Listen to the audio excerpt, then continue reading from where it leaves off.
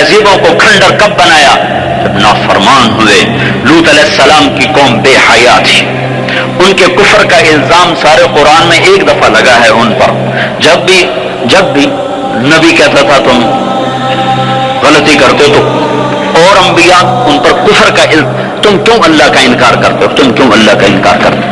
लूत अलैहिस्सलाम को लूत अलैहिस्सलाम ने अल्लाह ने सिर्फ एक दफा कहा कि ये कुफर करते हैं, बाकी हर दफा जितनी दफा अल्लाह ने उन पर लानत की तो कहा तुम कैसे बेहया हो, ये तुम क्या काम करते हो, तुम कैसे बेहया हो, तुम मर्दों से शहवत पूरी करते हो। मा सबक़कुम बिहा मिन अहदिन मिनल आलमीन, उस जालिमों तुमसे पहले ये गंदा काम किसी ने नहीं किया, ये तुम क्या कर रहे हो। जब धरती पर ये काम लूत अलैहिस्सलाम की कौम का अमल जब दो आदमी करते हैं तो उस जगह के फरिश्ते उठकर ऊपर चले जाते हैं कि अभी अल्लाह ने जमीन को हिलाया और अभी हिलाया और अभी अजाब आया और अभी अजाब आया। तो लूत अलैहिस्सलाम की कौम पे अल्लाह ने 4 अजाब फेंके हैं इकट्ठे, और 5वां जलजला। पहले आया जलजला, फिर आई फरिश्ते की चीख, फिर ऊपर पड़ी पत्थरों की बारिश, फिर उनके चेहरे उनकी आंखें गई धंसा दी गई, और फिर उनको अल्लाह ने यूं उठाया और पलटा के यूं मारा। फजालना आलिहा साफिलहा वअमतरना अलैहा हिजारतन मिन सिज्जीलिन मंदूदिन मुसव्वमतन इंद रब्बिक वमा हिय मिनज़-ज़ालिमीन बिबईद। अजीब बात बताऊं, पत्थरों पे नाम लिख के थे, ये पत्थर फलां खबीस के सर पे पड़ेगा, ये फलां बदबख्त के सर पर पड़ेगा। लूत अलैहिस्सलाम की दीनी ईमान नहीं लाई तो अल्लाह ताला के फरिश्तों ने कह दिया तू तो बच जाएगा, तेरी बीवी के सर पे पड़ेगा पत्थर। और लूत अलैहिस्सलाम इतने तंग आ चुके थे, फरिश्तों ने उन्होंने पूछा कब अज़ाब आएगा। लूत अलैहिस्सलाम ने पूछा फस्र बिअहलिका बिक़ित्अइन मिनल लैल वला यल्तफित मिनकुम अहदुन वम्दू हैथु तु'मरून। लूत अलैहिस्सलाम कहने लगे अज़ाब कब आएगा? तो फरिश्तों ने कहा इन्ना मौइदहुमुस-सुब्ह, अभी नहीं, इन्ना मौइदहुमुस-सुब्ह, जब सुबह का चांदना होगा तो इन पर अजाब आएगा। लूत अलैहिस्सलाम इतने तंग आ चुके थे, कहने लगे नहीं नहीं नहीं नहीं, सुबह बड़ी दूर है, अभी लाओ अभी लाओ। तो जवाब में फरिश्तों ने कहा अलैसा सुब्ह बिक़रीब, सुबह भी तो करीब ही है। अलैसा सुब्ह बिक़रीब इन्ना मौइदहुमुस-सुब्ह अलैसा सुब्ह बिक़रीब, ये कुरान की आयत है। फरिश्तों ने कहा बस 3-4 घंटे की बात है, निकलो। फलम्मा अताहा अमरुना, फिर अल्लाह का अम्र आया। कहाँ है अल्लाह? क्या पढ़े लिखा दौर है, साइंस का दौर है, तरक्की का दौर है, प्लेटें हिलती हैं, अल्लाह वेला बैठा हुआ है। हाँ वापस आओ। अकल की परस्तिश ने यूनान को क्या दिया, रब की परस्तिश ने दिया जो भी दिया। अल्लाह उसके रसूल की गुलामी से सेहरे बंधे हैं जिसके भी बंधे हैं, वही इज्जत की सीढ़ियों पर चढ़ा है जिसने अल्लाह रसूल के गुलामी कदम भरा है, जिसने उनकी चौखट को चूमा है, वही दुनिया और आखिरत में सुरखुर हुआ है। बेहया मुआशरा टूट जाता है और बेहयाई नंगी होके नाच रही है। क्या हैरत की बात है कि नंगे नाच स्क्रीन पे दिखाए जा रहे हैं और देखने वाले मजे से बैठे देख रहे हैं, तो क्या मेरे अल्लाह को गैरत ना आएगी?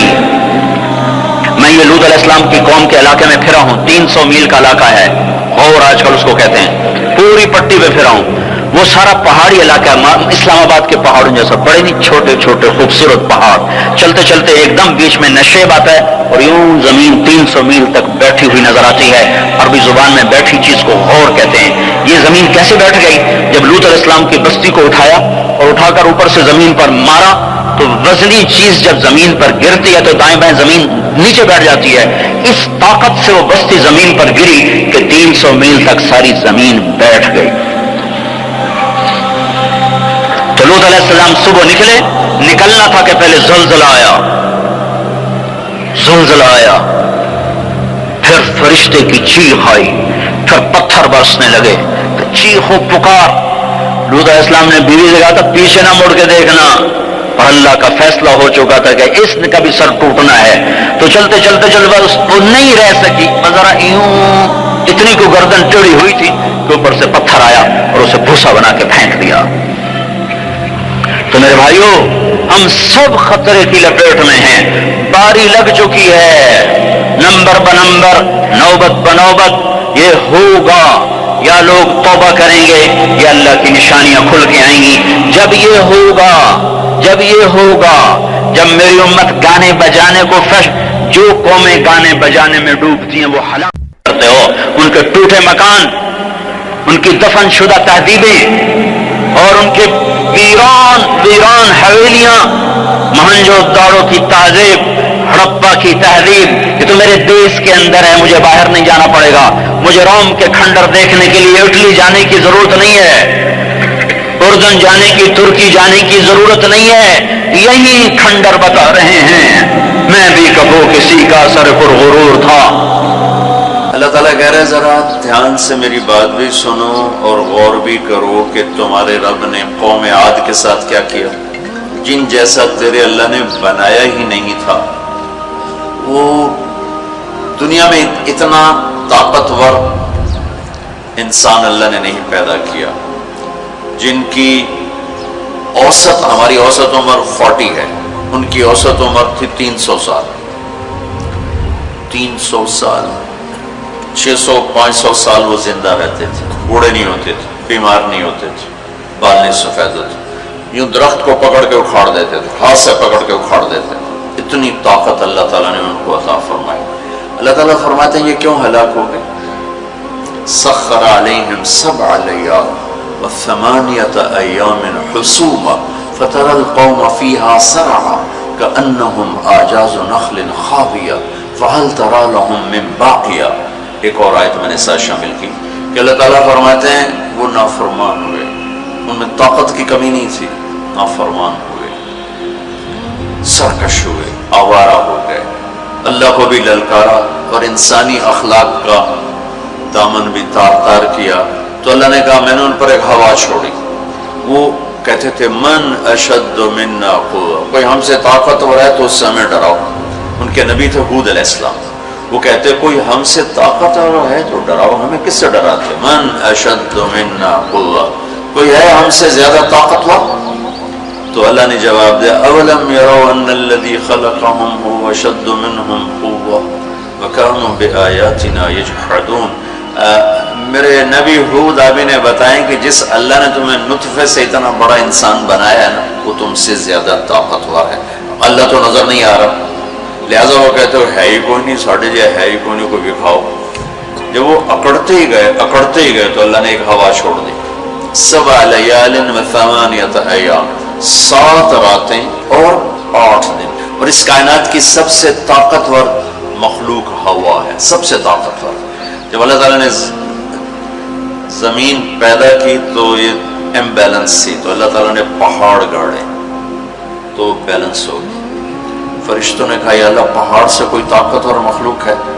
تو اللہ نے کہا لوہا، کاٹ دیتے۔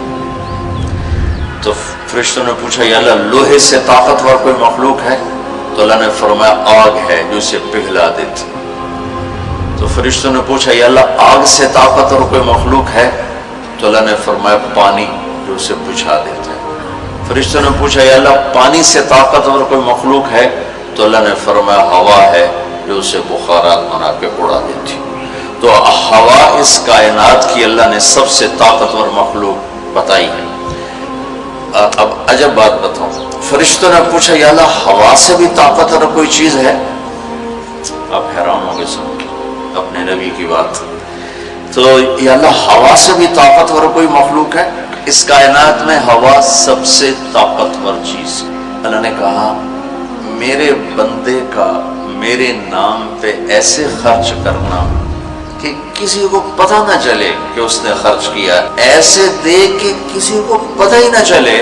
تو اللہ نے کہا کہ یہ میرے بندے کا میرے نام پہ خرچ کرنا یہ اتنا طاقتور عمل ہے کہ ہوا بھی اس کے آگے جھک جاتی ہے، چونکہ یہ عمل میرے غصے کو بجھا دیتا، میرے غصے کو ٹھنڈا کر دیتا۔ اللہ کے غصے کو ٹھنڈا کرنے والی چیز اللہ کے نام پہ خرچ کرنا۔ مسلمان کنجوس نہیں ہوتا، بخیل نہیں ہوتا۔ تم لوگ کمال سمجھتے دوسرے کی جیب سے کھانا، کیونکہ ہم اس دور سے گزرے دوسرے کی جیب سے کھانا. اور اللہ تعالیٰ کمال دیکھتا ہے کہ اپنی جیب سے کھلا، خود بھوکا رہ کے اوروں کو کھلا. ایک دفعہ شیطان ملا کسی عابد کو،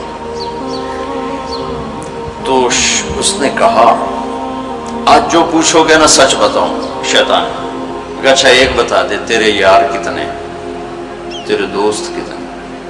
کہنے لگا 3. کون؟ کہ ایک جو غصے والا، غصہ تو سب میں ہے، جس کو غصے پہ کنٹرول نہ ہو، پھٹ جاتا ہو پھٹ جاتا ہو پھٹ جاتا ہو. غصہ سب کو آتا ہے، کھوتے نو غصہ آ جاتا ہے انسان. تو انسان غصہ آنا نیچرل ہے، نہ آئے تو پریشانی کی بات ہے. غصے کو پینا نہیں، برداشت نہ کرنا، اس سے معاشرہ ٹوٹتا ہے. تو اس نے کہا غصے والا بڑا اچھا میرا یار ہے پکا. دوسرا نشہ کرنے والا، شراب پینے والا میرا بڑا گھاٹا یار ہے. اور تیسرا بخیل کنجوس میرا بڑا یار ہے. اور اگلی عجیب بات بتاؤں، کہ اگر بدقسمتی سے یہ تینوں باتیں کسی میں اکٹھی ہو جائیں کہ وہ کمبخت غصہ بھی میں بھی پھٹتا ہو، شراب بھی پیتا ہو، بخیل بھی ہو، تو وہ تو پیر ہونا تو میں مرید ہونا کہ پیر صحیح. شیطان اس کا مرید ہوتا ہے اور وہ پیر ہوتا ہے. وہ ایسی خطرناک بلا بن جاتا ہے. مسلمان کا صدقہ عادت ڈالو بچوں، خرچ کرنے کی عادت ڈالو. سخی کا کبھی ہاتھ تنگ نہیں ہوگا، اللہ اس کو اپنے خزانوں سے دیکھا.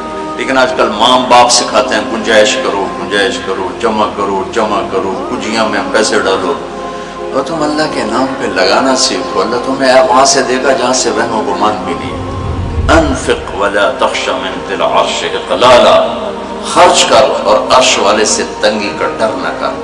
اس مراد فضول خرچی نہیں، اللہ کے بندوں پہ خرچ کرنا، ضرور مندوں پہ خرچ کرنا. تو اللہ کے نام پہ صدقہ اس کائنات کی سب سے طاقتور چیز، جو کہ ہوا کو بھی سے اوپر اللہ نے بیان کیا. اور اللہ نے کہا یہ تیرے رب کے غصے کو بجھا ٹھنڈا کر دیتا. اللہ نے ہوا چھوڑی اور اس قوم کو تہس نہس کر. ان کے قد ہوتے تھے 50 فٹ 60 فٹ 40 فٹ کے قد ہوتے تھے. تو ہوا نے ان کو ایسے اٹھایا، بگولا چلتا رہا ایسے ہی. تو آپس میں ان کے سر ٹکراتے تھے، ٹھا ٹھا ٹھا ٹھا ٹھا ٹھا، یہاں تک ان کی کھوپڑیاں پھٹ گئیں، ان کے دماغ نکل گئے. پھر اللہ نے پٹک کے زمین پر مارا، دھڑ الگ ہو گئے، سر الگ ہو گئے. اس کے پیچھے تباہی کی وجہ نہ پیسے کی کمی نہ ٹیکنالوجی کی کمی اس دور کی. وَثَمُودَ الَّذِينَ جَابُوا الصَّخْرَ بِالْوَادِ. پھر اللہ نے کہا ایک اور قوم آئی جنہیں پتہ چلا کہ ہود علیہ السلام کی قوم پر ہوا چلی تھی، لہذا ہم کیا کریں گے، ہم پہاڑوں میں گھر بنائیں گے. تو وہ سعودی عرب میں وہ علاقہ میں نے دیکھا ہے جہاں انہوں نے پہاڑ کھود کے گھر بنائے. پہاڑ کھود کے اندر پورا پہاڑ کھودا ہوا، بیچ میں گھر. انہوں نے یہاں تو ہوا آ نہیں سکتی، ہوا پہاڑ کو کہاں سے اٹھائی، لہذا وہ مستی میں آ گئی. وَثَمُودَ الَّذِينَ جَابُوا الصَّخْرَ بِالْوَادِ. پھر وہ للکارنے لگے، لیا ہوا لیا ہوا. تو اب وہ اللہ کو عاجز سمجھا. تو اللہ نے کیا کیا، فَانظُرْ كَيْفَ كَانَ عَاقِبَةُ مَكْرِهِمْ أَنَّا دَمَّرْنَاهُمْ وَقَوْمَهُمْ أَجْمَعِينَ فَتِلْكَ بُيُوتُهُمْ خَاوِيَةً بِمَا ظَلَمُوا إِنَّ فِي ذَلِكَ لَآيَةً لِقَوْمٍ يَعْلَمُونَ وَأَنْجَيْنَا الَّذِينَ آمَنُوا وَكَانُوا يَتَّقُونَ. کیا کیا اللہ تعالیٰ نے، ایک فرشتہ بھیجا جس نے اگر ایک چیخ ماری، آواز بہت طاقت ہے، ساؤنڈ سے کتنی تباہیت. اس نے ایک چیخ ماری، ان کے کلیجے سب کے پھٹ گئے، چہرے ان کے نیلے پڑ گئے. اور وہ ایک دن میں سارے اللہ تعالیٰ نے مٹی کا ڈھیر بنایا، انہیں دفن کرنے والا کوئی نہ بچا.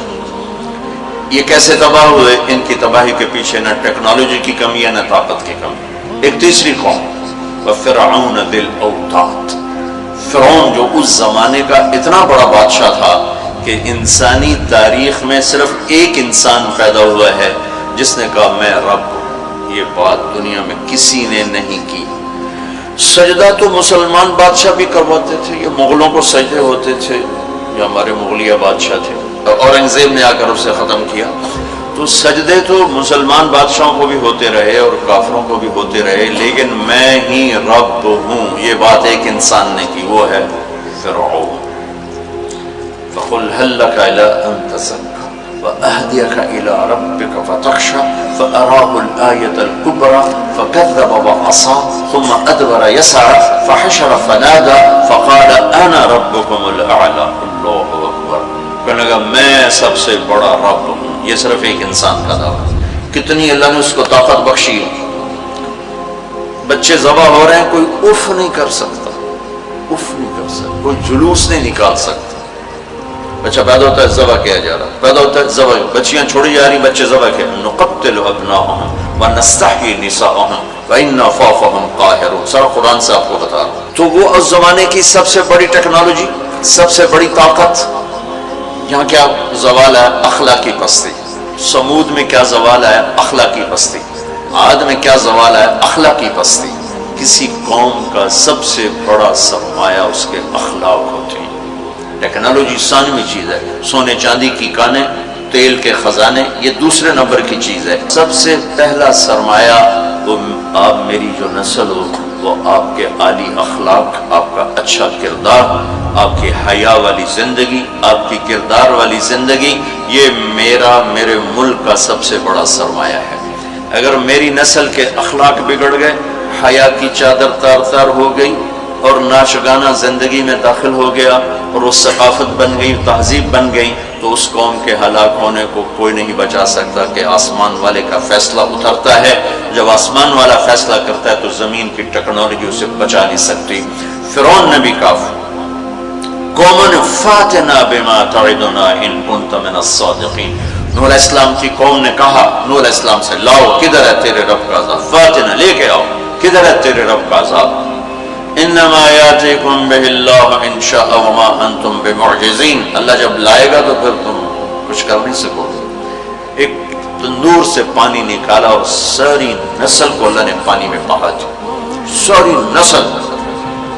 تو میں آپ کے سامنے اپنی بات کو مدلل کر رہا ہوں قرآن پاک سے کہ قوموں کے زوال اور عروج کا تعلق ٹیکنالوجی سے تھوڑا ہے اور اخلاقیات سے زیادہ ہے. اخلاقی پستی کسی بھی قوم کے زوال کا سب سے بڑا سبب ہے. اخلاقی بلندی کسی بھی قوم کے عروج کا سب سے بڑا سبب ہے. فرعون نے بچے ذبح کیے, بچیوں کو چھوڑا, عبرت کا نشان بنا دیا لوگ. سولی سب سے پہلے اس نے ایجاد کی, اور پھر میرے رب نے فَأَخَذْنَاهُ وَجُنُودَهُ فَنَبَذْنَاهُمْ فِي الْيَمِّ. آگے سمندر, پیچھے فرعون, بیچ میں موسیٰ علیہ السلام کی قوم. تو کہنے لگے مروا دیا موسیٰ, مروا دیا. تو آگے سمندر, پیچھے فرعون. اگا جاؤ تو پانی, پچھو تو فرعون دا سوٹا ان کی دے جا. تو موسیٰ علیہ السلام نے کہا کلا, ڈرو نہیں, ان معی ربی. آپ کو عجب تقابل کر کے دکھاؤں. موسیٰ علیہ السلام 40 سال رہے اپنے قوم کے ساتھ, 2 نبی, ایک موسیٰ ایک ہارون, اور اپنا سب کچھ قربان کیا. جب آگے سمندر دیکھا, پیچھے فرعون دیکھا, تو انہیں نہ موسیٰ یاد رہے نہ ہارون یاد رہے, انہیں اپنے پڑ گئے. انا لمدرکون, موسیٰ مروا دیتا سن, یا آپ ہمارے رسول ہیں, آپ ہمارے نبی, آپ کا کیا بنے گا, کوئی فکر نہیں. ہارون کا کیا, سانو اپنی پہ گئے, ان مروا دیا تو انہیں موسیٰ. تو انہوں نے کہا کلا ان معی ربی سیہدین. ہرگز نہیں, میرا اللہ میرے ساتھ ہے, مجھے راستہ دکھائے گا. لیکن کلا میں ایک اشارہ ہے کہ تمہیں مرنا ہی چاہیے, یا تمہیں فرعون مارے یا تمہیں پانی مارے. لیکن چونکہ میرا اللہ میرے ساتھ ہے تو انشاءاللہ مجھے راستہ ملے گا, تمہیں بھی مل جائے گا, میری تو فیل تمہیں بھی مل جائے گا. تو جب وہ بالکل قریب آ گیا تو اللہ نے کہا فضرب بعصاک البحر, لاٹھی مار. لاٹھی اللہ نے فرعون کے لشکر پہ نہیں مروائی, عجیب بات, کہ پانی پہ لاٹھی مار, بالکل عقل کے خلاف, پانی پہ لاٹھی مار. موسیٰ علیہ السلام نے یہ نہیں پوچھا یا اللہ اب پانی تے سوٹے مرن دا کی مطلب, فرعون دے سرج مروا, کہا نہیں ادھر مار. فانفلق البحر فکان کل فرق کالطود العظیم. میرے رب کی قدرت کہ ایک دم اس لاٹھی سے ٹھوٹے مارتا سمندر 12 راستوں میں تبدیل ہو گئی, اور سارا پانی ایسے سیمنٹ کی دیوار بن کے کھڑا ہو, ایسے کوئی جنبش نہیں. اور 12 قبیلے تھے, 12, تو ہر قبیلہ ایک راستے پہ پانی میں انٹر ہو گیا. بڑی بڑی دیواریں, اب ان کو پریشانی شروع ہو گئی کہ پتہ نہیں نال دے اندر کی حال ہے. تو اللہ تعالیٰ نے پانی کو ٹرانسپیرنٹ کر دیا. پہلے ہوتا ہے لیکن نظر نہیں آتا نا، تھک ہو. تو اللہ تعالیٰ نے دکھانا شروع کر دیا، وہ جا رہا ہے، وہ جا رہا ہے، وہ جا رہا ہے، سب جا رہے ہیں. سب پار نکل گیا تو فرعون کنارے پر آ گیا، انٹر ہوا، اس کے ساتھ اس کا لشکر انٹر ہوا. تو اللہ نے پانی کو حکم دیا تو پانی دوبارہ حرکت میں آیا اور سارا لشکر اس کے اندر ڈوبا، غرق ہوا. کہنے لگے ہمیں اعتبار نہیں، دکھاؤ واقعی مر گیا ہے. پانی کی موج نے اٹھایا اور باہر پھینک دیا. موت کو دیکھ کے نبی بھول گیا 40 سال جنہوں نے محنت کی. ہمارے نبی ہجرت کے لیے گھر سے نکلے. جمعہ کی رات 27 صفر، نبوت کا 14واں سال اور جمعہ کی رات تھی. تو ابو بکر رضی اللہ تعالیٰ عنہ نے عرض کی یا رسول اللہ میں نے ایک غار ڈھونڈا ہوا ہے، وہاں چل کے چھپتے ہیں، پھر جب ہماری طلب کوئی مدھم ہو جائے گی پھر ہم نکلیں گے. چلو اب کبھی آگے چلیں کبھی پیچھے، کبھی ہمارے نبی کے آگے ہوں کبھی پیچھے ہوں، کبھی آگے ہوں کبھی پیچھے. تو آپ نے فرمایا کہ ابو بکر یہ کیا کرو، کبھی آگے کبھی پیچھے، کبھی آگے کبھی پیچھے. تو کہنے لگے یا رسول اللہ اخاف الرصد فامشی امامک اخاف الطلب فامشی خلفک. یا رسول اللہ جب مجھے یہ خیال آتا ہے کہ آگے کوئی دشمن چھپا ہوا وار نہ کر دے تو میں آگے چلتا ہوں کہ وار میرے اوپر پڑے آپ پہ نہ پڑے، اور جب مجھے خیال آتا ہے کہ پیچھے سے آ کے حملہ نہ کر دے تو میں بھاگ کے پیچھے ہو جاتا ہوں کہ اگر کوئی وار کرے تو میرے اوپر آئے آپ پر نہ آئے. انا لمدرکون. ابو بکر کا عمل اور بنی اسرائیل کا عمل آپ فرق دیکھ رہے ہو. اگلے دن اچھا ہمارے نبی پنجوں پہ چل رہے تھے، پنجوں پہ، پورا پاؤں نہیں کہ کھور. اس زمانے میں کھوجی، جب تک کچی سڑکیں تھی یہ علم تھا. خود ہمارے گاؤں میں کھوجی تھے، کچی سڑکوں پہ پاؤں کے نشان پر چلتے چلتے سینکڑوں میل چلے جاتے تھے. ہمارے دادا کے اونٹ چوری ہوئے ڈیرہ غازی خان. چوری ہونا کوئی بڑی بات نہیں تھی، بےزتی سمجھی جاتی تھی اس زمانے میں، فلانے سردار کی چوری ہو گئی. تو وہ کھوجی کو لے کر چلے میاں چنو کے پاس ہمارا گاؤں ہے، وہاں سے چلتے چلتے ڈیرہ غازی خان سے چوٹی پہنچے، پاؤں کا نشان دیکھتے دیکھتے، اور وہاں سے اپنے اونٹ لے کر واپس آئے. تو میرے نبی پنجوں پر چل رہے تھے کہ قدم کا نشان نہ پڑے. لہذا جب آپ پہاڑ کے قریب پہنچے، وہ یوں سیدھا پہاڑ ہے بالکل خارش ہو رہا ایسے. جب آپ چڑھنے لگے تو انگلیاں اتنی درد کرنے لگیں کہ آپ سے چڑھا نہیں گیا. تو ابو بکر رضی اللہ تعالیٰ عنہ نے آپ کو کمر پہ بٹھایا اور کمر پہ بٹھا کے اس پہاڑ کو اوپر لے کر کے، کبھی اللہ آپ کو لے جائے تو آپ دیکھنا کتنا وہ اوکھا پہاڑ ہے جس پر ابو بکر اوپر لے کر گئے. پھر آپ کو باہر بٹھایا، کہا آپ باہر بیٹھیں. خود اندر تشریف لے گئے. اندھیرا تھا تو ٹٹول کے سوراخ بند کرنے شروع کیے، روڑے پتھر اس سے. اب سوراخ باقی تھے اور روڑے ختم ہو گئے تو اپنی پگڑی اتاری اور اس کو پھاڑ کے سوراخ بند کیے. پھر بھی سوراخ باقی تھے تو کرتا اتارا اور اس کو پھاڑ کے سوراخ بند کیے. پھر ایک سوراخ باقی رہ گیا، وہ جس میں سانپ تھا، اس کے اوپر اپنی ایڑی کو رکھ دی. پھر عرض کی یا رسول اللہ آپ تشریف لائیں. آپ کو اندھیرے میں پتہ نہیں چلا کہ ابو بکر کے نہ پگڑی ہے اور نہ کرتا ہے. جب تھوڑی روشنی ہوئی، صبح صادق ہوئی، روشنی ہوئی تو دیکھا ابو بکر کے نہ کرتا نہ پگڑی. تو آپ نے کہا ابو بکر تیرا کرتا تیری پگڑی؟ کہ یا رسول اللہ آپ یہ دیکھ رہے ہیں سارے سوراخ تھے، مجھے خیال ہوا کوئی چیز آپ کو تکلیف نہ پہنچائے تو میں نے یہ سارے بند کر دیے. تو اس پر ایک دم میرے نبی کی آنکھیں بھر آئیں اور اب بے ساختہ روئے اور ہاتھ اٹھا کر رکھا یا اللہ میں ابو بکر سے راضی ہوں، تو بھی اس سے راضی ہو جا اور اسے جنت میں میرا ساتھی بنا تھا. تو فوراً جبریل آئے اور عرض کی یا رسول اللہ تعالیٰ فرما رہے ہیں کہ ہم ابو بکر سے راضی ہیں، وہ جنت میں آپ کا ساتھی بنانے کی بشارت دیتے ہیں. بنو اسرائیل کہہ رہے ہیں مروا دیا، اور ابو بکر کیا کر رہے ہیں میں آپ کو تقابل کر کے بتا. پھر اگلے دن قریش کا کھوجی صرف انگلیوں کو پہچانتا غار سور کی طرف چل پڑا. جب وہ چلے تو میرے رب کا غیبی نظام حرکت میں آیا. اللہ نے ایک بیل اگائی، وہ کافی کھلی جگہ ہے، بیل اگائی. بیل اس کے شاخوں کے اندر اللہ نے مکڑیوں کو حکم دیا، انہیں جالا بنا دیا، ایک کبوتری نے آ کے انڈے دے دیے، کھوجی ٹھیک دروازے پہ لے کے آ گیا کہ پاؤں کا نشان یہاں تک۔ تو اب ابوبکر کے دل پہ کیا گزر رہی تھی وہ قرآن بتاتا ہے، بنو اسرائیل کے دل پہ کیا گزری قرآن نے کہا، انہیں اپنی پڑ گئی، اپنے نبی کی بھول گئی۔ لیکن جب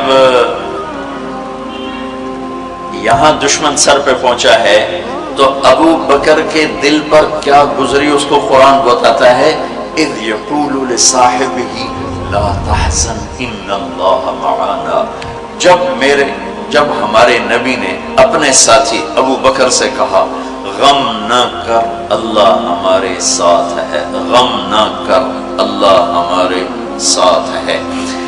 یہ غم کا لفظ ہے، خوف کا لفظ نہیں، کہ ڈر نہیں، اللہ ہمارے ساتھ ہے۔ اگر قرآن کہتا لا تخف، ڈرو نہیں، اللہ ہمارے ساتھ ہے، تو ڈرو نہیں کا لفظ بتلاتا کہ ابو بکر کو اپنی پڑ گئی، یار میرا کی بڑھنا ہے۔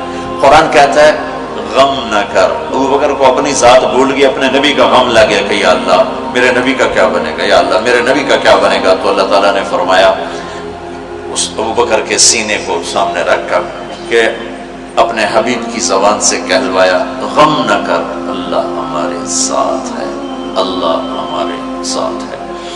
پھر دونوں امتوں کا فرق بتانے لگا۔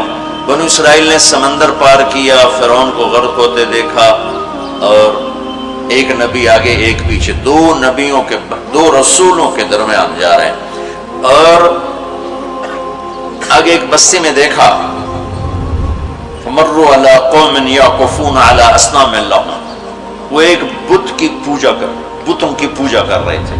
اتنے ماٹھے تھے عقل کے بنو اسرائیل کہ پتھر کی پوجا ہو رہی، 40 سال نبی کی صحبت ہے، بڑے بڑے معجزے دیکھے، اور ابھی پانی پاؤں پہ لگا ہوا ہے، سمندر کو پھٹتے دیکھا، فرعون کو ڈوبتے دیکھا۔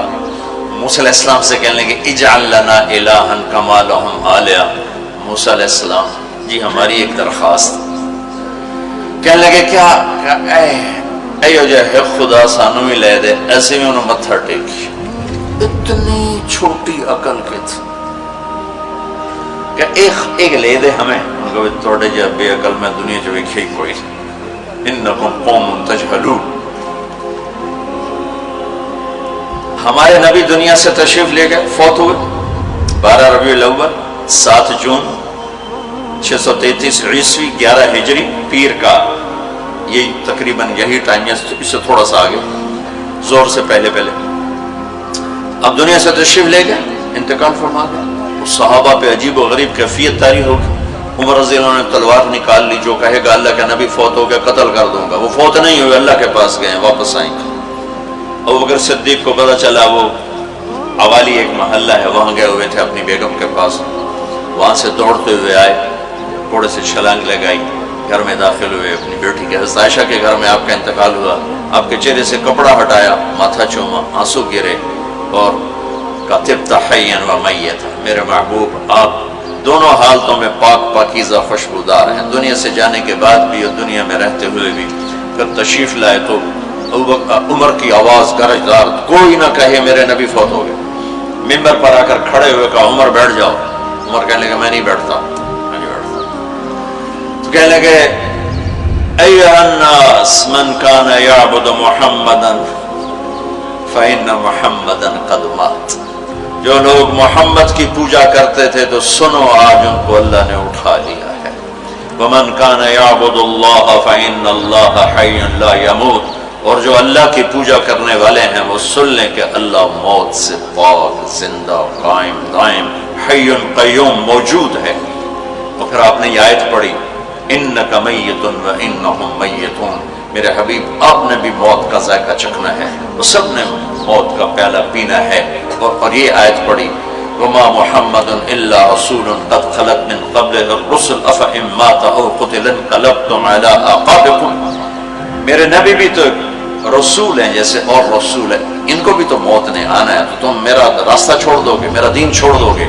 تو عمر رضی اللہ عنہ فرماتے ہیں میری ٹانگوں سے جان نکل گئی چونکہ مجھے پتہ چل گیا کہ آپ فوت ہو گئے ہیں تو میں یوں نیچے گرا، سیدھا ایسے اسٹریٹ نیچے گرا کہ مجھے یوں لگا جیسے یہ قرآن آج اترا ہے، جیسے یہ قرآن آج اترا ہے۔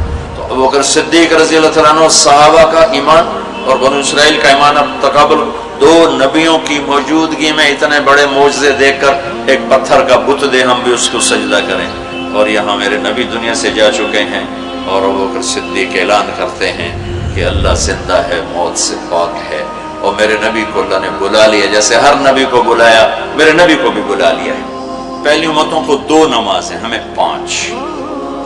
پہلی امتوں کی مسجد کوئی نہیں، ہماری مسجد۔ پہلی امتوں کی اذان کوئی نہیں، ہمیں اذان دی، اور اذان اتنا بڑا عمل بنا دیا میرے نبی نے کہ آپ نے فرمایا کہ اذان دینے والا قیامت کے دن سب سے اونچے مقام پر کھڑا ہوگا۔ حضرت علی فرمایا کرتے تھے کاش میں اللہ کے نبی سے حسن حسین کے لیے مسجد نبوی کی اذان مانگ لیتا، یہ حضرت علی فرمایا کرتے تھے۔